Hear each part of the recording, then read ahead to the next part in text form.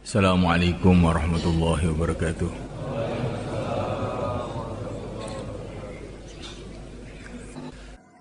Innal hamdalillah nasta'inuhu wa nastaghfiruhu wa nu'minu bihi wa natawakkalu 'alaihi wa na'udzu bihi min shururi anfusina wa min sayyiati a'malina. Man yahdihillahu fala mudilla lahu wa man yudlil fala hadiya lahu.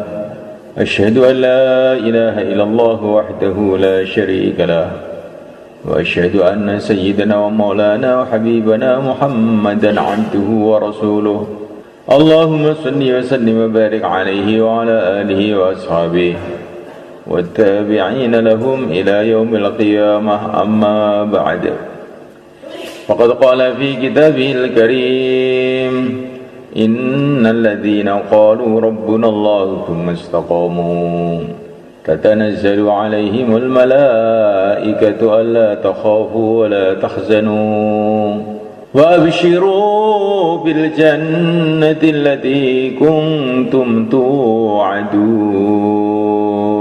الله نحن أولياؤكم في الحياة الدنيا وفي الآخرة ولكم فيها ما تشتهي أنفسكم ولكم فيها ما تدعون نزلا من غفور رحيم ومن أحسن قولا ممن دعا إلى الله وعمل صالحا وقال إنني من المسلمين.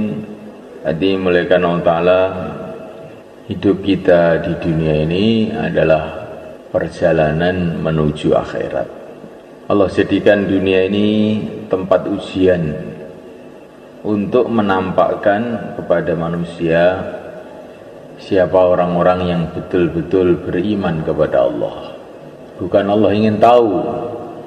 Allah itu menguji bukan ingin tahu. Allah sudah tahu segala-galanya. Tetapi Allah itu menguji agar kita ini tahu.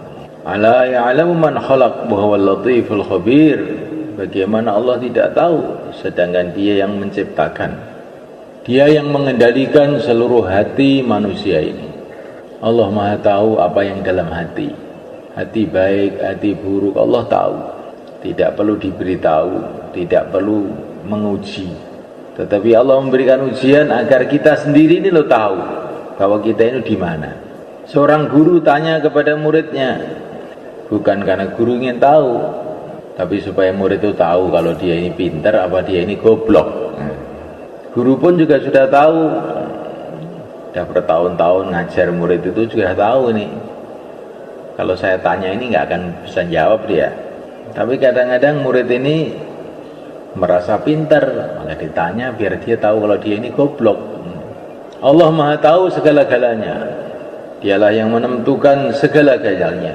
Allah menguji manusia dengan macam-macam keadaan. Keadaan itu cuma dua aja, keadaan menyenangkan, keadaan menyusahkan. Wa nabluukum bisyarri wal khairi fitnah atashurun. Aku akan menguji kepada kamu dengan kebaikan dan keburukan. Allah datangkan perkara-perkara yang baik, yang menyenangkan. Allah datangkan perkara-perkara yang buruk, yang menyusahkan. Disitulah tampak bagaimana iman kita. Kalau orang itu imannya benar, maka menghadapi perkara yang menyusahkan, dia tawajuh kepada Allah. Karena yang menyusahkan ini pada hakikatnya Allah pula yang mendatangkan. Kalau dia menghadapi perkara yang menyenangkan, hatinya juga tawajuh kepada Allah. Karena yang menyenangkan ini pada hakikatnya Allah pula yang mendatangkan. Bila Allah menghendaki yang menyenangkan tahu-tahu berubah jadi menggembirakan, jadi menyusahkan. Yang menyusahkan tahu-tahu menyenangkan. Menghadapi teman, hatinya tawajuh kepada Allah. Menghadapi lawan, hatinya tawajuh kepada Allah. Lawan dan teman semuanya dikendalikan oleh Allah.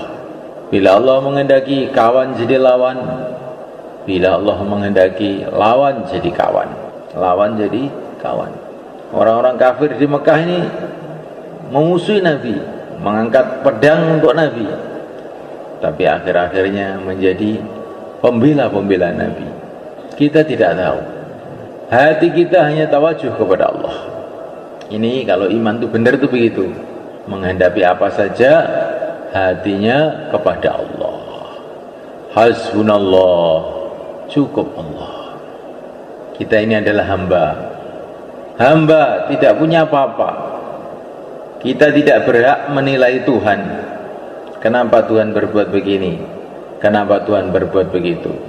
Itu bukan hak kamu. Urusan kamu itu adalah apa yang harus kamu kerjakan, apa perintah Allah untuk kamu, itu yang kamu pikirkan. Apa yang akan dibuat oleh Allah itu bukan urusan kamu. La yus'alu amma yaf'al wa hum yus'alun. Kamu tidak berhak untuk bertanya kenapa Allah berbuat begini, tapi kamulah yang akan ditanya oleh Allah. Kenapa kamu berbuat begitu? Kenapa kamu berbuat begini?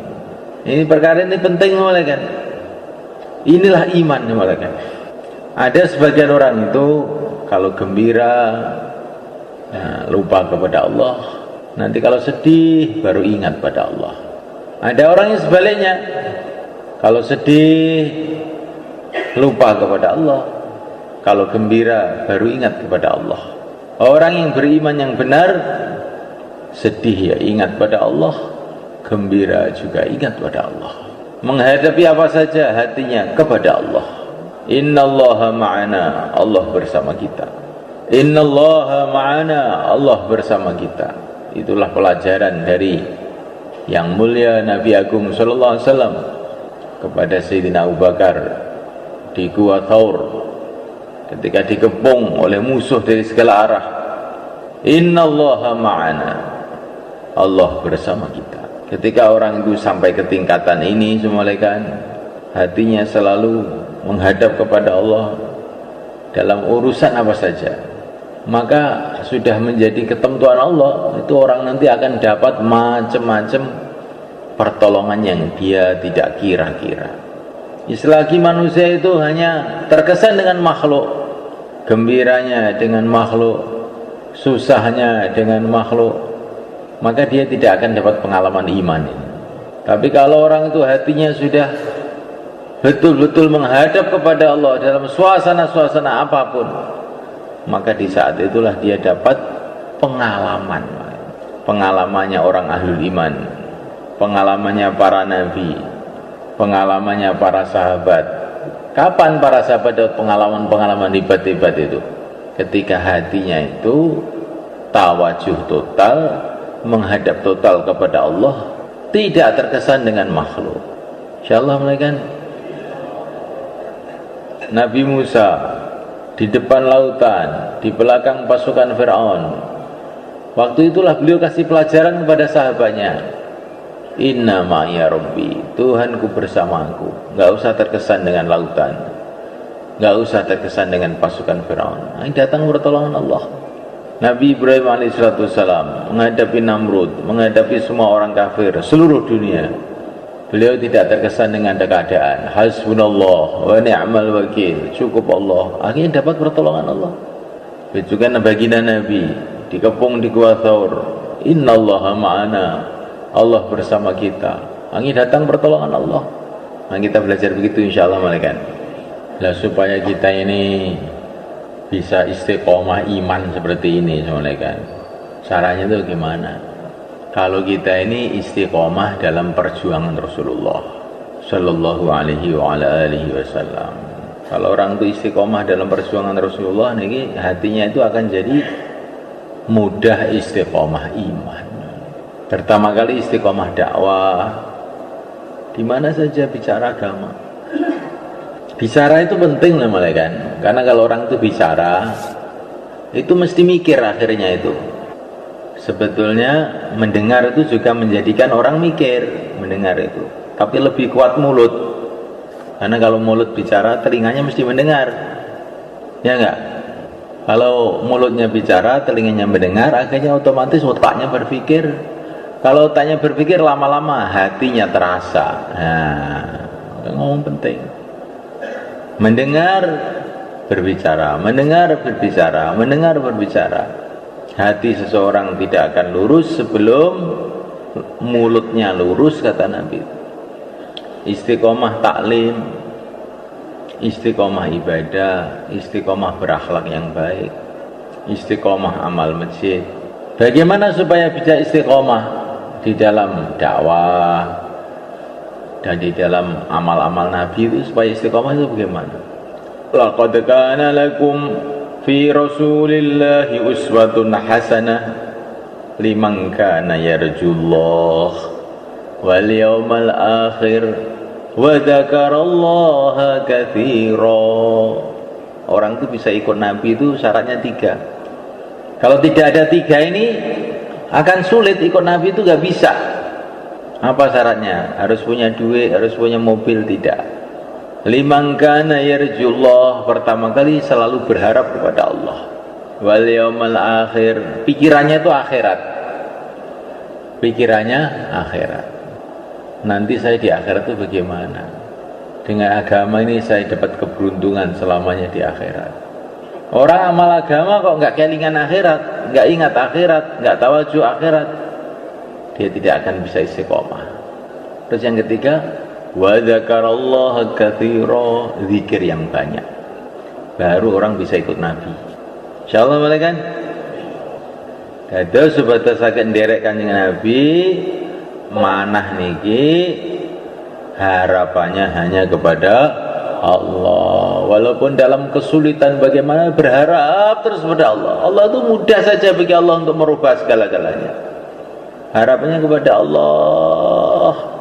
Terus harapannya itu ke akhirat, pikirannya itu akhirat. Saya ini mau ke akhirat, maka saya harus bangun akhirat saya. Nah, ketiga kali banyak zikir, karena orang itu kalau nggak banyak zikir, setannya masuk dalam hatinya, akhirnya jadi lalai. Setannya masuk dalam matanya sehingga ngantuk. Nah, setannya masuk ke telinga sehingga diomongi ya orang diatekne, gitu. Setannya masuk di perutnya sehingga ingin makan haram, subhat-subhat. Si penting pokoknya mangan. Nah, zikir itu penting. Zikir yang sebanyak-banyak, bukan zikir sekedar zikir. Wa dzakarallaha katsira, zikir yang banyak.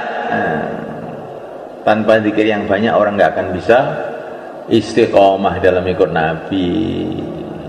Maka untuk supaya bisa begini, bagaimana? Bisa harapannya terus kepada Allah terus, pikirannya ke akhirat terus, zikirnya yang banyak. Insyaallah malah kan dilatih.